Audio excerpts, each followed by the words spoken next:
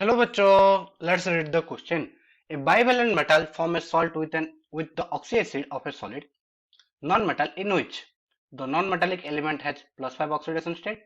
The salt form cannot be used as a fertilizer, though it contains essential nutrients and is available as a mineral in nature. However, the salt when treated with concentrated H3PO4 gives an important and desirable fertilizer when compared with concentrated H2SO4. Identify the various substances involved and give the equation. तो question में हमको क्या क्या given है पहले हम वो लेते हैं।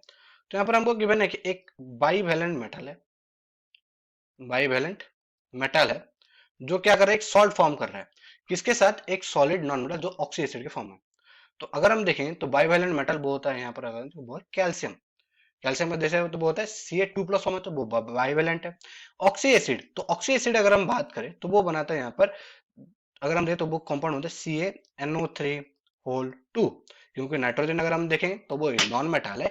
यहाँ पर इसका ऑक्सीडेशन स्टेट की अगर हम बात करें वो होता है अगर हम +5, कैसे, नाइट्रोजन NO3- फॉर्म में एग्जिस्ट करेगा। तो नाइट्रोजन का हमने x लिया, ऑक्सीजन का अगर हम देखें तो 2 होता है तो 3 × 2 6 विच इज इक्वल टू -1। तो x इक्वल टू +5 हमको यहाँ पर देखने को मिल रहा है।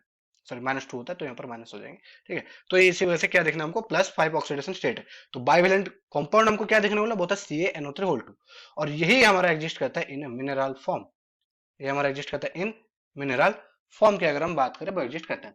अब यही है वो चीजें जो न्यूट्रिएंट्स यहाँ पर कम, पर जब अब हमको क्या गिवन है कि जब CaNO3 कैल्शियम नाइट्रेट जिसको हम कहते हैं, CaNO3 जब H3PO4 के साथ रिएक्ट करेगा, किसके साथ, H3PO4 के साथ, और उसमें हम जब कुछ अमाउंट ऑफ जब अमोनिया डालेंगे तो वो हमको कंपाउंड होता है बहुत सारे जो होता है यूज होता है एज ए फर्टिलाइजर। और वो कंपाउंड क्या आ गया वो हम देखेंगे, CaHPO4, CaHPO4 प्लस अगर हम देखें 2NH4, 2NH4NO3, NH4NO3 plus 3NH4, NH4 whole 2 HPO4।